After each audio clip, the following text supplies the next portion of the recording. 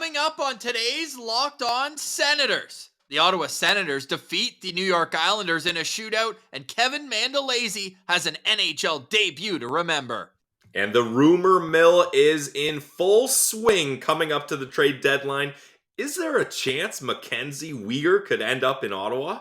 Spicy. Let's get into all that and more, and it's brought to you by the FanDuel Sportsbook, the official sportsbook of Locked On. Make every moment more with FanDuel. Visit FanDuel.com/LockedOn and get started today. This is the Locked On Senators podcast. It's your team every day. Your Locked On Senators, your daily podcast on the Ottawa Senators.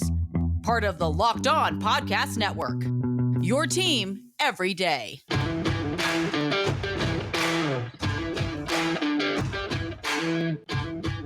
I'm Jake Sanderson, and you're listening to Locked On Senators podcast. I'm Tim Stützle, and you're listening to the Locked On Senators podcast. Welcome inside episode 736 of the Locked On Senators podcast. I'm Ross Levitan on the outskirts of enemy territory in Winnipeg, Manitoba, alongside Brandon Piller up in the Blue Mountains. Today is Wednesday, February 15th, and Pilsy, the Sens have won 6 of their last 7 games. I mean, it has been an absolute delight covering this team recently. Like, the storylines have been so entertaining, especially, Ross, as a goalie-friendly show. Mad Sogard and Kevin Mandolese get back-to-back wins.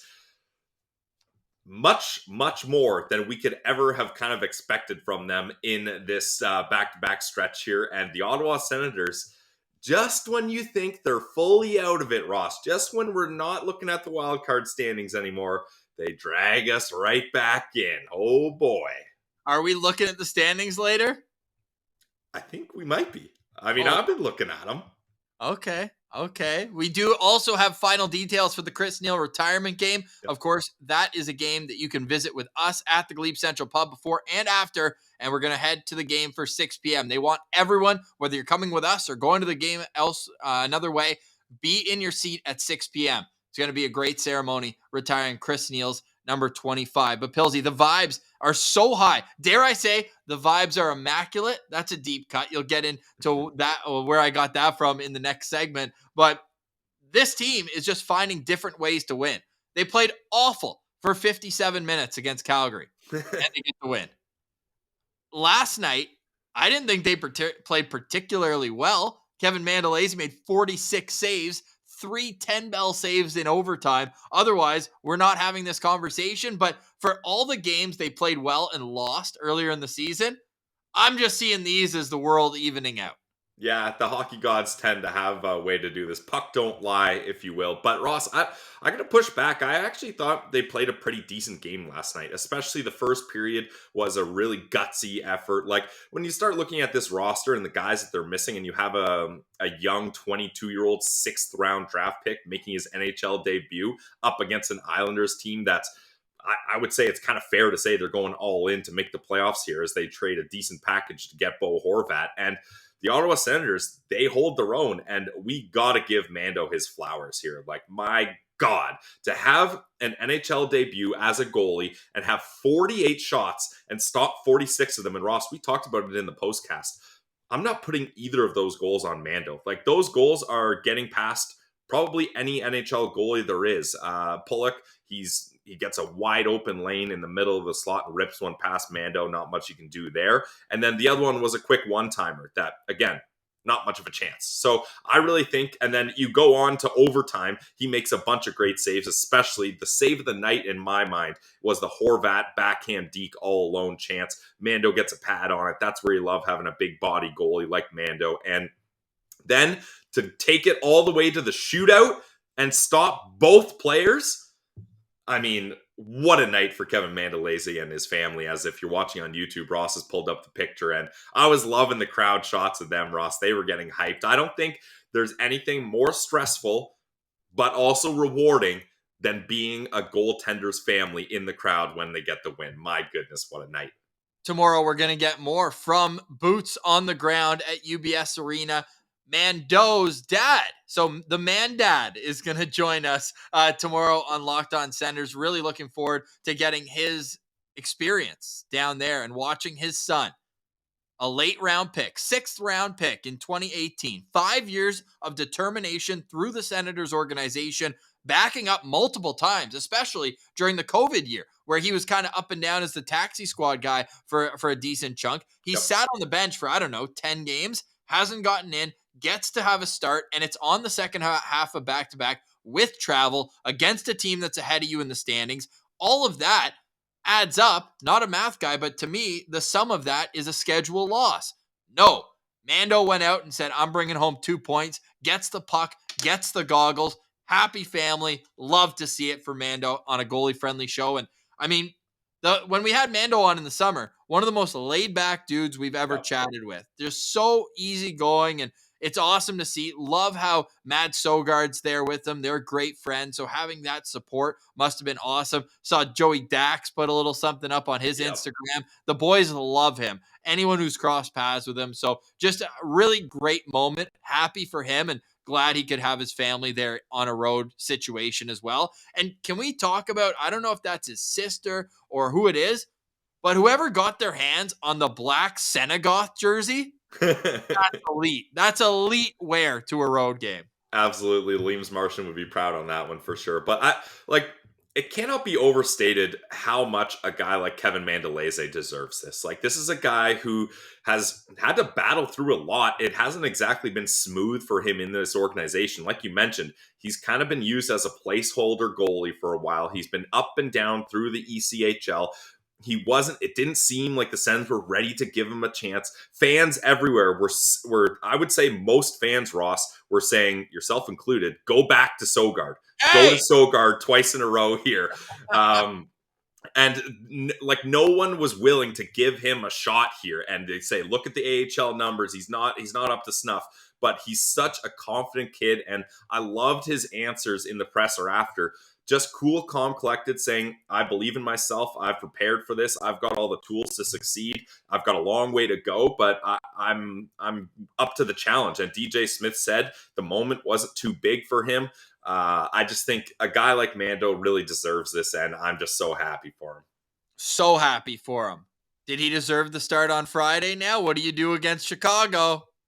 All right, I think we'll get into that in the next break, because that's a decent discussion. That there's so many different ways you can look at it, but I think either way they decide to go, whatever organizational decision they make, as DJ Smith coined it, I think you've got a good chance here. Like, why wouldn't you think that after the 2 games that these young tendies just showed you? And the thing is, Ross, I'm very glad that they went with this, because the numbers are there. If you go to a goalie back-to-back, it's not great. Like, we looked at it, and Sogard has done this a couple times. It's not great. You don't want to increase chance of injury. Sogard's already battled with injury struggles this year, so everything worked out just perfectly. The only thing I would kind of put an asterisk on is you really wanted to get that regulation win. They had a 2-1 lead in the third, but I'm not going to nitpick here because the vibes are too high after a game like that.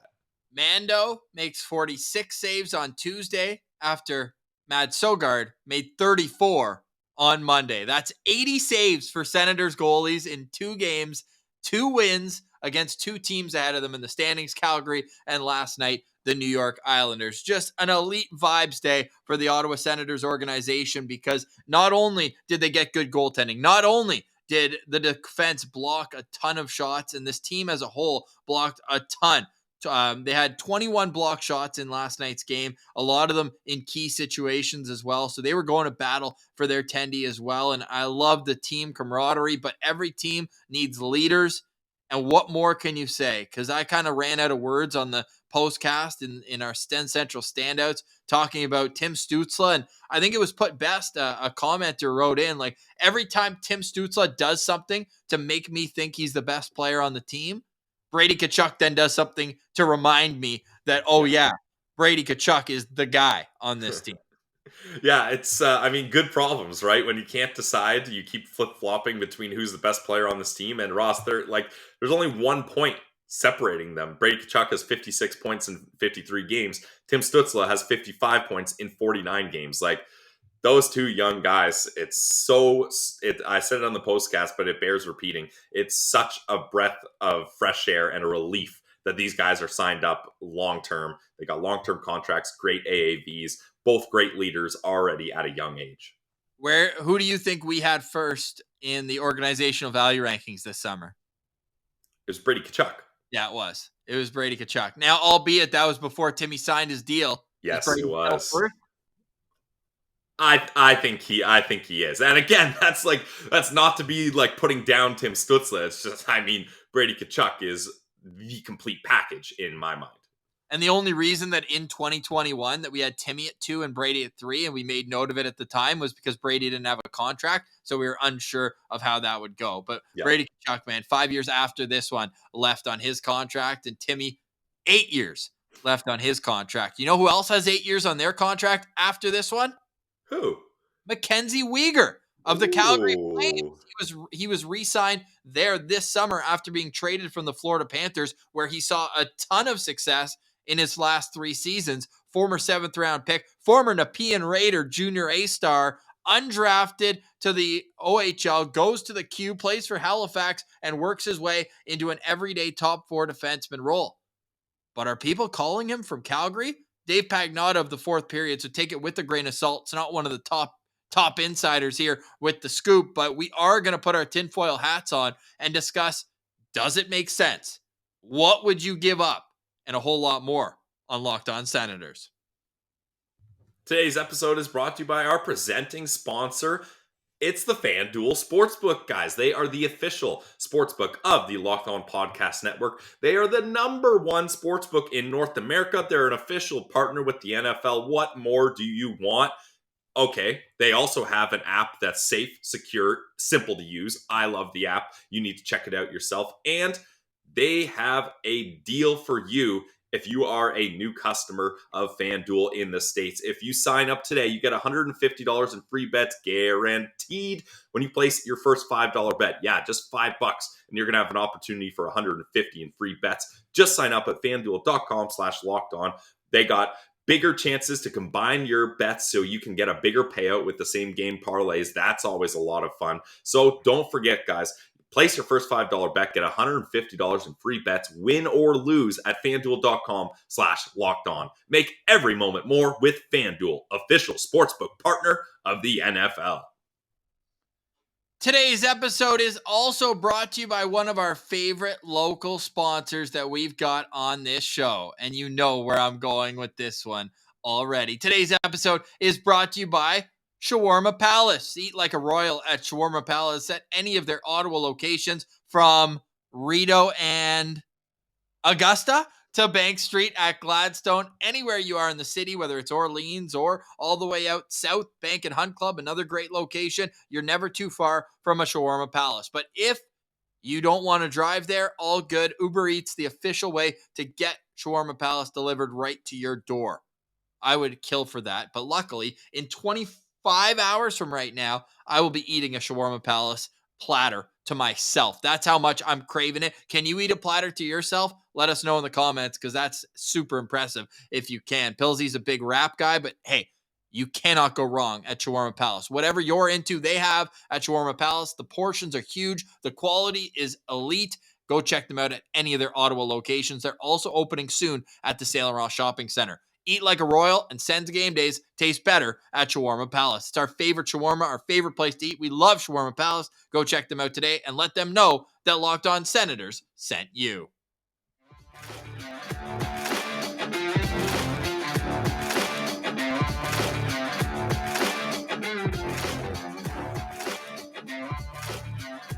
All right, Pilsy. The rumor mill is churning. It's churning. It's chugging along, because we are 2 weeks and 2 days away from the NHL Trade Deadline. And Dave Pagnotta of the Fourth Period put out his most recent rumblings. And one interesting quote, and this all starts to set the table for everyone. Dave Pagnotta discussing that the Calgary Flames have been in on Luke Schenn, Brock Besser, Jake Chychrun, Colton Parayko, and others. That sounds like a buyer. Pilsy, why do you think that the Senators are being linked to MacKenzie Weegar. We know he was being linked to Ottawa in the summer, but since then, he signed an enormous extension. So let's start with Ottawa's look at this then, if that's a direction you want to start. Pierre Dorion, it's been no secret, is looking for a top 4 right-hand shot defenseman. Not only that, they got to have term. It can't be a rental. Okay, MacKenzie Weegar checks both those boxes. He's an Ottawa guy. I think it would be fairly easy for him to get excited about coming to Ottawa. Another player, Claude Giroux comes home, MacKenzie Weegar comes home. He's a guy that I think would fit very well in this top 4. I would probably have him playing with Thomas Chabot, and I think he's a guy that needs a little bit more leeway than Daryl Sutter offers defensemen over in Calgary. And I think maybe that's a reason why he's been a little underwhelming for Flames fans, and maybe he hasn't shown what he's been able to do in Florida and convert that to Calgary. I mean, Jonathan Huberdeau, that's a great example, similar situation, right? He had over 100 points last year, and it seems like he's struggling a little bit more in Calgary here. So I really think as far as fit in Ottawa goes, player, not contract, not getting too much into the contract here, but the fit is just perfect. I think he would be a really good fit with this culture. We know that video that he had when the Panthers were playing in Ottawa, and he's walking around Ottawa saying the vibes are immaculate. He's loving it. So this is someone that the Ottawa Senators looked at before he was moved to Calgary. And I think, Ross, you were very high on him, and I was cautiously optimistic because I was worried about that contract. I knew he was going to get a big deal, and he certainly has a big deal. Starting next year, his deal, will pull it up on YouTube here, will kick in 8 years at 6.25. If you're watching on YouTube, you can see the cap friendly, but those of you that are listening, there's a no trade clause through the first 4 years of it. And then starting in 2027-28, there's a modified no trade clause, which is a 10-team no trade list. There's signing bonuses for those first 4 years. So there are little intricacies to this contract, but this is, I can't fully decide where I'm at with this, Ross. I'll hand the mic over to you now. I'm going to take the side of it's about damn time we win some games now. Wake me up in 5-6 years when the time comes. I'm not worried about what a contract's going to look like 7 years from now.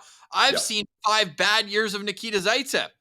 This isn't like you're buying a guy who sucks now. He's an amazing defenseman that would fit in perfectly with the horses they have on the left side. Whether you put him with Chabot or Sanderson, he's the perfect complementary piece. I wish we could have Aaron Ekblad on the show and he could talk about what Weegar meant to him, because he put Ekblad from good to great as an NHL defenseman. He's always had great underlying numbers. I'm all over this. Now, the cost is what we'll get into in the last segment, but as a structural organizational decision, that doesn't scare me. The fact that he's 29, and yes, this contract will run until he's 37 years old. Yep. How many teams, how many competing teams in the NHL have a player over 33 making big money? Weegar's at 6.25. I'd say a lot of them. We're not going to reach one. The Senators have no bad contracts in terms of an aging guy who's on a big deal. I would take a swing. If there's a guy who I'm going to take a swing on, I would rather the 29-year-old who worked his way and didn't get to the NHL until he was 25 full time. It's not like this guy's got miles and miles of NHL tires under his thread, right? Under his tread. This guy's played 368 NHL games. Like, I know that, yeah, you're still playing and you're still getting older in the aging curve and all that, but it's not like the toughest miles that he's had. He's a guaranteed top 4 defenseman. He is a no doubt upgrade on every single right shot defenseman on this team. And yes, I'm including Artem Zub. He is a big upgrade on Artem Zub. He would immediately be your number 1 right defenseman.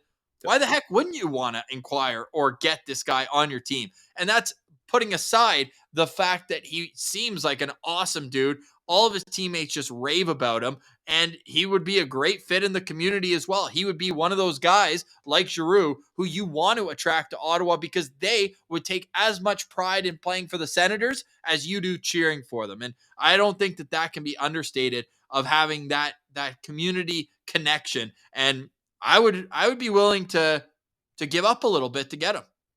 Yeah, and that's the thing. Like, you need to take risks sometimes. And I know the Sens have been burned when they decide to go in on players, and it doesn't always work out. There's a track record of that, of guys that the Sens are still paying for in dead cap. But you need to look at this as it's not easy to find a right-hand shot defenseman. It's not easy to find someone signed long-term. It's not easy to find someone who you think would love to come to Ottawa as much as the fans love it. It's not widely a destination that NHL players are trying to get to. So having all these guys fitting in, Weegar fitting all these boxes, checking all the boxes is so huge. And I'm with you, Ross. Like, if you're worried about how years 6, 7, and 8 of this contract are, then you're not thinking about how great years 1 through 5 of this contract could be, right? Like, I mean, off the positive pillsy here, but that's what you got to look at this point if you're the Ottawa Senators, because you can't keep kind of biding your time, making little moves, trying to make things work. Like, eventually you got to go in here, and especially, Ross, when you've got guys on entry-level deals like Jake Sanderson, you need to take advantage of the 2 years left he has on his entry-level deal after this. You need to capitalize on that, and you got to figure things out later if you have to figure things out later. I know it's not ideal, and a lot of people are saying, well, you're going to get yourself into trouble that way, but what's the old Tim Stützle line, Ross? No risk, no fun. No risk. I'm ready to have some fun. I'm ready to risk a little here. So, although I'm not fully going all in on Weegar, I am optimistic about it. And from where we are right now, as a rumor that's just been put into the world, I'm intrigued. I'm extremely intrigued. And we want you to comment your best trade offer below on YouTube or wherever you get your podcast. Head over to Twitter at Sens Central. We put out a tweet. What's your best offer for Jacob Chychrun and Pilsy? We are already sitting on 52 replies in the last hour. That's almost an offer a minute coming in. And that just shows you how intrigued, because some of these offers are pretty bad. And they're saying, hey, that contract makes him a less valuable asset. We're going to discuss what we think would be a fair offer for MacKenzie Weegar coming up next on Locked On Senators. Today's episode is brought to you by our good friends over at Built Bar. It's the protein bar that tastes like a candy bar. And let me tell you from personal experience, I've tried handfuls of different protein bars and none of them come even close to Built Bar, because Built Bar focuses on making their bars taste great first, then figuring out how to make them healthy. And they have so many different flavors. I feel like other companies, they've got maybe a chocolate, a vanilla, a caramel, and that's it. Built Bar blows them out of the water. Ross, I'm on the website right now. They got some new flavors that I'm very excited to try, especially the Built Puffs. We love the Built Puffs. That's kind of their newer line.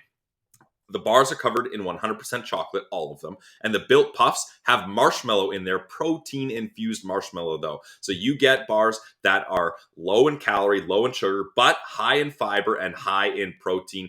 The flavor I want to try the most, Ross, is the new maple donut flavor. As a Canadian, obviously, I love maple donut. Only 150 calories, 17 grams of protein, only 6 grams of sugar. Check it out today at Built.com. Use our promo code LOCKEDON15 for 15% off your next order. One more time for the people in the back. Built.com, promo code LOCKEDON15 for 15% off your next order. It's Built Bar, the protein bar that tastes like a candy bar.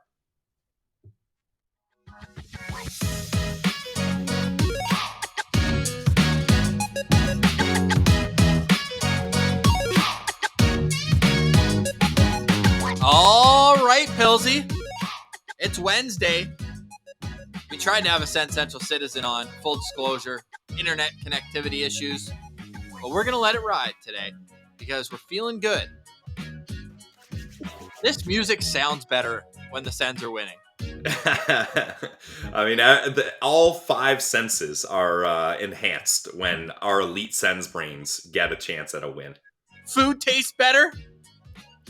Built Bars and Shawarma Palace is better. Yeah, the water's better. The Athletic Greens is tasting great. All of the sponsors are better when the Senators win. Even my bed sheets are more comfortable when the Sens are winning games. Oh, you need a good sleep. You deserve that, buddy. Let's let it ride.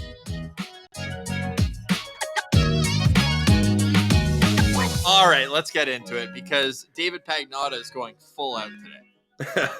tweeted the eyeball emoji, and then LA. So maybe they're going to finally put us out of this Jacob Chychrun misery. Must suck to be Jacob Chychrun. Like, you've been asking for a trade. It's like, dude, this has been like this is longer than the Matt Murray trade. Yeah, honestly, but I don't feel too bad for the guy. He gets to sit out games in Arizona. Yes, and then That's all right. He's probably going to LA. Yeah, and on a contending team. So yeah, definitely it's stressful, but he's doing all right. Is Ottawa the mecca of hockey? Because, I mean, Jacob Chychrun, MacKenzie Weegar, both good Ottawa boys. Yes, I'll co-sign on that. Ottawa, the mecca of hockey. I mean, it's the capital of Canada. Canada is the hockey nation, so spot the lie. All right, the Seems vibe. legit. The vibes are immaculate. Great stuff. Great stuff. And let's go with, it's Mikey Anderson as Reese. What? Oh. Who's Mikey Anderson? I don't know what you're talking about. Mikey Anderson, defenseman for the LA Kings, left shot. And people are saying, what a steal. I don't know. Maybe I'm not familiar with your game. Little Shaq meme there. Just signed an 8-year extension at $4.1 million for the LA Kings. So I don't know. Left shot defenseman, 8-year deal. Jacob Chychrun, left shot defenseman. I don't know. Yeah, I got nothing on that, so I will refrain because I was not aware of Mikey Anderson at all either. So this is there's a reason why I brought up Jacob Chychrun to start this segment, though, because I think there is a universe where you could see the skeleton of what a 3-way trade would look like between Ottawa, Calgary, and Arizona. Because Calgary, they're not trying to sell. Like, that's not the reason why MacKenzie Weegar, it just might not be a stylistic fit. And we talked about it when Ottawa needed a right shot defenseman, even after Weegar was traded there, that's a team that has a ton of it. Chris Tanev, Rasmus Anderson, and MacKenzie Weegar, all on the right side. Like, those are all guys who I'd be interested in having added to the Sens blue line. So we were still eyeing that team, whereas Chychrun's a left shot defenseman, and they're not as strong on that side. Maybe strong's not the right word, because Zadorov's probably strong enough for all three of them. 250 pounds, Russian bear. But all of those guys on the right side, it certainly would make sense for them to want to do a lateral move, but get a lefty at a smaller cap hit for the next 2 years. This year, Weegar has a smaller cap hit before his extension kicks in. But that's why I'm kind of monitoring this Chychrun thing, because if he goes to LA, then all of a sudden, maybe this is a non-starter. But all the trade offers we're seeing on Twitter from Sens fans are like picks and prospects going to the Calgary Flames. And I get that from the Sens standpoint. But if you're Calgary, unless you have something else where maybe you flip one of those assets to get the guy you really want, does it make sense for them to take futures for Weegar? The only way it makes sense, Ross, is to load up on assets. If they don't already have something in place, then maybe it's like, hey, we know this isn't a fit. We know now's an ideal time to trade him because he can be used as a rental with his low cap hit this year, and then teams get the security of having him signed after. So maybe they're trying to capitalize on that prime position and timing to trade him. But it certainly is, as excited as we are about this, Ross, you need to take it with a grain of salt. And we ask this question, why would a team like the Calgary Flames, who are just outside of wildcard spot, trade a right-hand shot defenseman that they just signed to an 8-year extension months ago? Why would they want to do that? And is that cause for concern? So you need to look at that and you need to decide, is this just, like you mentioned, it's not a fit and they're looking to move on and cash in at a prime time with the Calgary Flames? Or is it something else? And if you're the Ottawa Senators, are you willing to take that gamble on looking at a guy that's getting moved out from a team that's trying to contend? And does that work for you? And I think for the Ottawa Senators, you need to capitalize on, if that is the case, that Calgary's more looking to get rid of him rather than kind of whatever they get back in return directly for him. So I think this could be a very, very sneaky play by the Ottawa Senators if they're able to pull this off, depending on what Calgary, like, what is Calgary looking for here? I'm so baffled by this. One thing's for sure. Absolutely not on Shane Pinto or Ridley Gregg in this type of trade. Correct? I think so. Like, because I mean, if Calgary wants to retain $2 million in salary for all 8 years, sure. There won't be any salary retention. No No chance. chance. No chance. So I think that's got to be out of the question. As soon as both of us said no chance, it's going to happen. And twice. Double dink. You owe me a shawarma palace. Yeah, all right, sounds good. But that's just the thing with MacKenzie Weegar that's so fascinating, that I think on the surface that's a manageable cap hit, especially if you're looking at the cap hopefully going up here. And can we just remind everyone, MacKenzie Weegar would be the number 1 right defenseman on this team for at least the next 5 years. He's would also be the number 1 right defenseman on the Calgary Flames. Like, this is a top pair guy. Yeah. I mean, they're the one team where they've got some guys. Like, they've got some options on the right side, but still, I mean, that's what he was brought in. Now, you said like wanting to move him out after that. I think Brad Treliving might have gotten a little too caught up after losing Johnny Gaudreau and Matthew Tkachuk, where he's like, I can't just bring these guys in for rentals. Like, let's get this. Like, the Huberdeau deal looks like mammoth right now. And then the Weegar deal, like, I get what he was doing there, but that's what the cause for concern is, I think, when it comes from a Calgary standpoint, where maybe they're realizing, like, wow, did we commit a little too early before seeing how they fit in our system? Because the Florida Panthers and Calgary Flames play a very different brand of hockey. Very different. Yeah, I think where I'm at, Ross, is any asset, the first round pick this year, you can't touch. That's untouchable in my mind. Now, going forward, any asset that you don't think is ready to play and to produce on this NHL roster next season has to be available. And I know you talked about Shane Pinto and Ridley Gregg. Shane Pinto is an NHL player, so I will take him off that list. Do we think Ridley Gregg can be performing in the NHL full-time next season? I think that's still up to debate. He's looked great already, but I think you have to be in the mindset that anyone that's not going to be helping your team make the playoffs next year has to be expendable to bring in a player that will do that for you. We cannot just keep collecting picks and players and be like, we love these guys. What a great story. We love his game. He's going to be good in a couple years. No, we don't got a couple years. It's been years, man. I mean, we're almost at we're about to get off the highway on the road to paralleled unsuccess. Like, the exit is coming up on that, and this team hasn't even sniffed playoffs. So they cannot be focusing on that anymore. It's time to make difficult decisions. And Pierre Dorion, that's a guy that his next move could put a big difference on whether he has a job here or anywhere else in the NHL next season. Wow. I mean, well said. So where do you start? What's your first offer? When you hear that Calgary, I don't know, maybe Weegar's in play, I don't know, and you've been talking to Florida all spring, all summer, I'd imagine, about a potential Weegar trade. Like, I'm assuming it's not the same offer as a guy who you would be able to control the negotiations or what you're willing to pay for the next extension. When you're talking to Brad Treliving and the Calgary Flames, what's your first offer for MacKenzie Weegar? Your first good offer. You might kind of tiptoe around like, hey, what do you want? What do you want? But how do you approach that conversation with the Flames? Well, obviously, there are things behind the scenes that I am not privy to this information. So I would need to know where the leverage is at. Like, are the Flames really trying to get rid of him, or are they trying to get assets to acquire someone else? That's where it would start. But I think you're looking at guys like Zach Ostapchuk, Roby Yarventi, picks next, like somewhere along the lines of a 2024 first, a blue chip prospect, like a guy like Yarventi, a guy like, I would even throw JBD or Lassie Thompson in there, like guys that Zach Ostapchuk is in there as well.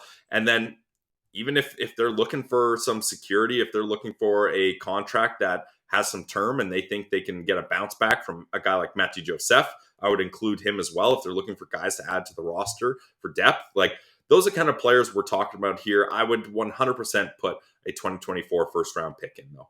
But not all those together. No, not all those together. I'm saying those are the groups and types of players that you're looking to put in there.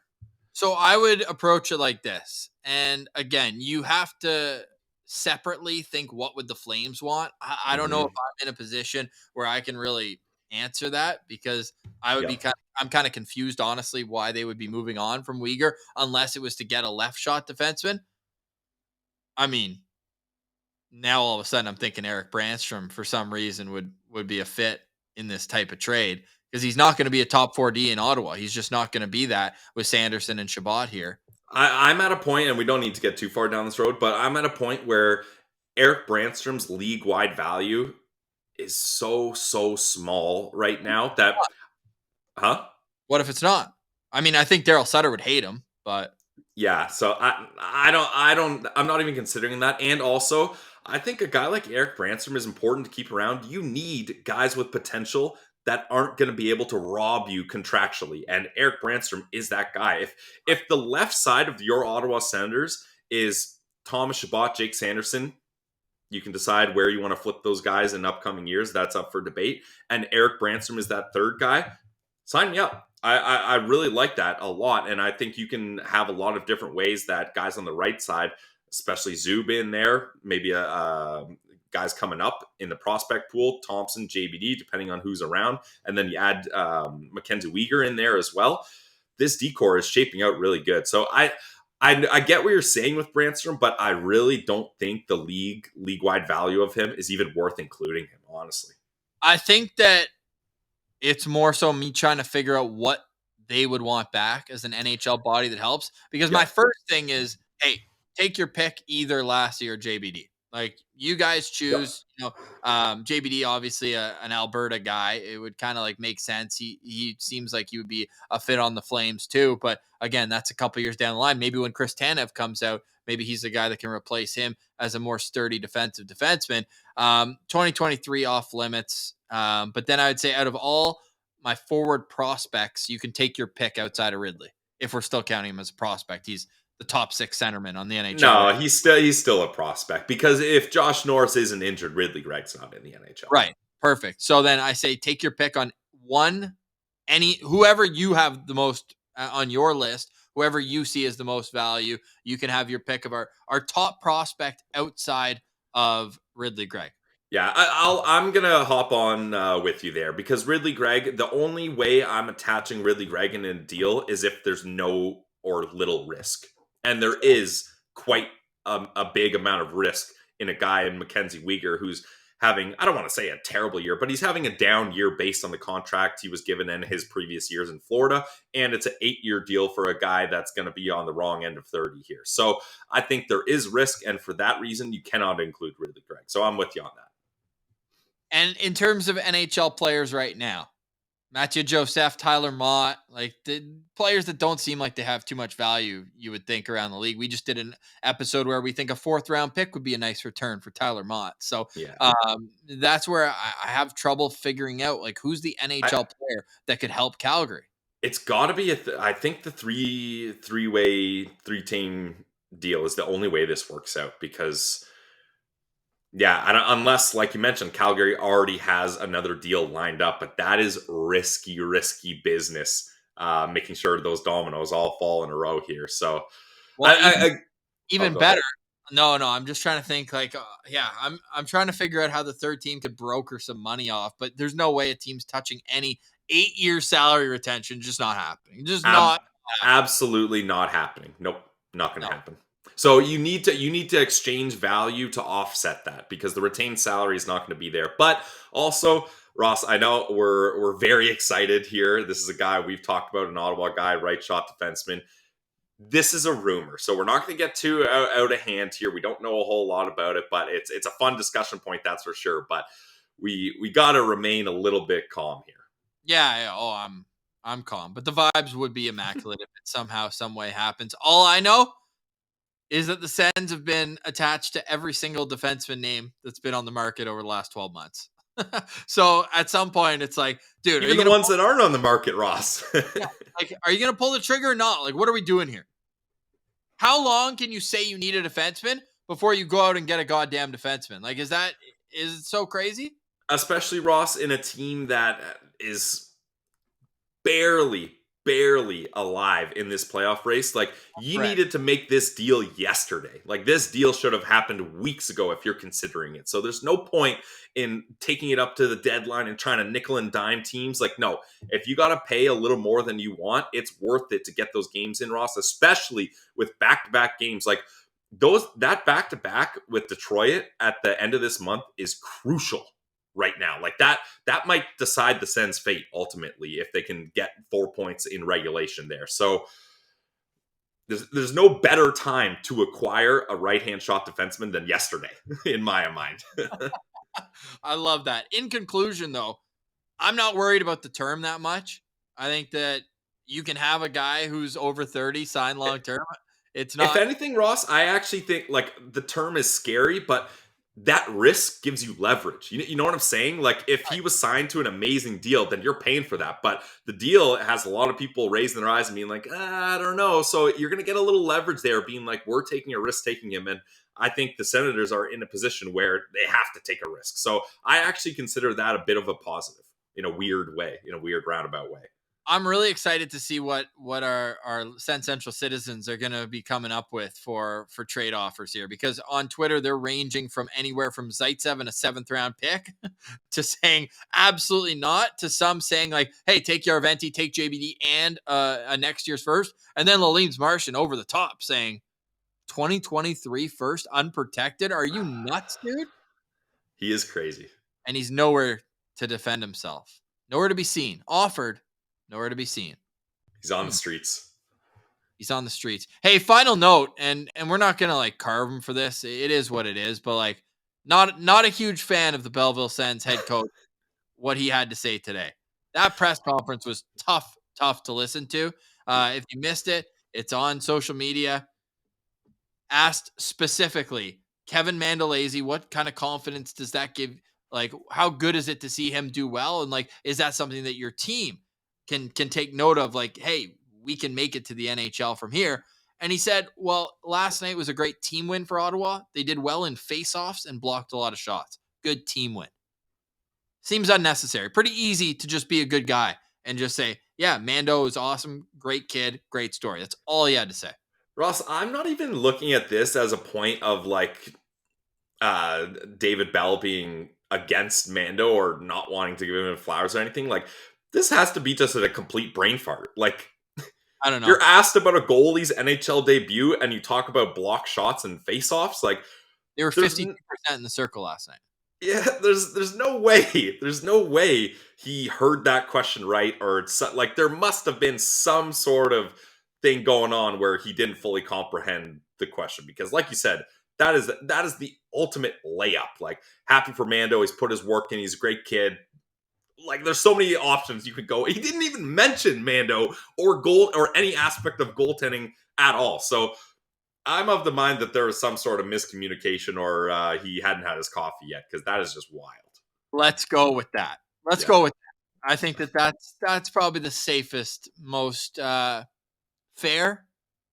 We'll go with fair. You know who's going to be absolutely gushing over Kevin Mandolese's performance yesterday? You know who? Go ahead. His dad. His dad's joining the pod tomorrow. Luciano Mandolese. I bet you he makes a good pasta. Oh, I bet. And Ross, I love having dads on the show. Like, we've had a couple dads. So we've had Brian Boucher, Gerard Shaw, and now this will be the third one. Well, Dwayne Norris. Oh, yes. Yeah. Dwayne Norris. That's a good one. I forgot about that. Wow. So Luciano Mandolese will be the fourth dad on the show. That just rolls off the tongue so nicely. Luciano Mandolese. Because we've been kind of like teasing the fact, like, should I text? Like, I have his number from when I was a producer at Leafs Lunch. We're not friends, but Keith Kachuk. When we do 6, we'll ask Keith to be the seventh dad. Yes, number 7. yes, I feel like absolutely. he'll appreciate that. But he told a hilarious story, by the way, on a different show. I wish I could credit it. But Keith Kachuk was on, and he asked, like, is it weird being in like meeting rooms when you're on like the dad's trip? And he says what he'll do is he'll text another dad or call another dad with his phone in his pocket And he's like, I got Dwayne Norris. His phone was on loud and it goes off in the team meeting when all I got him. Oh, just a kid at heart, the Kachucks, man. Brady's on his way to another career season. We talked about that a lot on yesterday's postcast. So for more content, go check that out wherever you download your podcast or on YouTube. Pilsy, any final thoughts? It's kind of fun this time of year putting on our tinfoil hats and not only trying to figure out what the Sens need, but how they can appease other teams to get it and how things can work with money and everything like that. Ross, this is crazy. Like that, I thought the big stories of the Sens trade deadline were going to be moving out expiring contracts. Like I thought we were going to be doing 2-minute videos on Nick Holden move, Tyler Mott move, 5th, 6th round pick in return, Numbies. shedding salary. Those will do numbies. Yeah, those will do numbies. And instead, we are getting wild here talking about the Ottawa Senators acquiring a right-hand defenseman that isn't even on his next contract, and his next contract is 8 years, and he would be the top right-hand shot defenseman on this team. He was crazy. He was a top pair defenseman on the President's Trophy winning team last year. Yeah, it's insane. But although we're fired up about this and exciting and it's fun to talk about, I do not want this to overshadow how incredible of an accomplishment that was by Kevin Mandolese last night. I mean, like for people, and look, it's okay to have been skeptical of it and be like, oh, I don't know, 4th string goalie, no NHL experience, not great numbers in the AHL. But for those people, that must have been just like an absolute shock to see Kevin Mandolese pull that off. Our guy, friend of the show. I've said it so many times, Ross. I feel like a proud dad here, but I'm just so happy for Mando because he's an amazing guy. He works hard. He like the Sportsnet broadcast calling him an emergency backup goalie, using the wrong picture of him. Like the disrespect that he just brushes off his shoulder and goes out and has a hell of a performance. You'll love to see that. Tomorrow, we'll chat with his old man and get the lowdown on if Mando was always destined for the NHL or the ups and downs, the trials and tribulations of the road there. And of course, he was in attendance last night on Long Island. Final thoughts for me is we just want to say thanks again. I'm always just blown away by the support. And I just got a message from the GLEBE Central Pub, by the way, just a note for Friday's show. So here's the message from the GM there, Dave, great guy.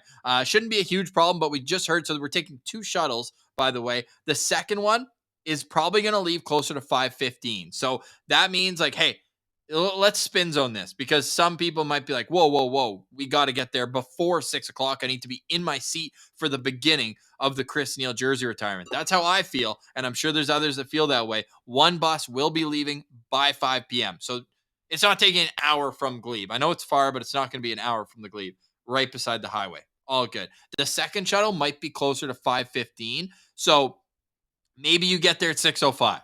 The banner's not going up until the end. They'll do the speeches. They'll do all sorts of things. But we'll spin zone this, Pilsy. If you're getting off work a little bit later, you're not sure if you're going to be able to make it, and you end up being at the Glebe Central Pub by 5, then you're still going to be all good and get your ticket right there. So we'll spin zone it with that. 2 buses going from the Glebe Central Pub to the CTC on Friday. I fly in tomorrow, but we're going to have an episode for you earlier. We've been kind of recording a little bit later the last couple days, but we've got an early episode drop for you tomorrow with Luciano. I could say that name all day, by the way. Luciano Mandolese. We're going to have him on the show. We're going to get into a little bit more discussion and preview Friday's game. Pilsy and I will be together in the same room at Studio Levitan in Ottawa, in Alta Vista, for Friday's show. So stay tuned for all that. And thank you for making us your first listen each and every day. But for today, we say goodbye. For Brandon Piller, I'm Ross Levitan. This has been the Locked On Senators podcast, your team every day.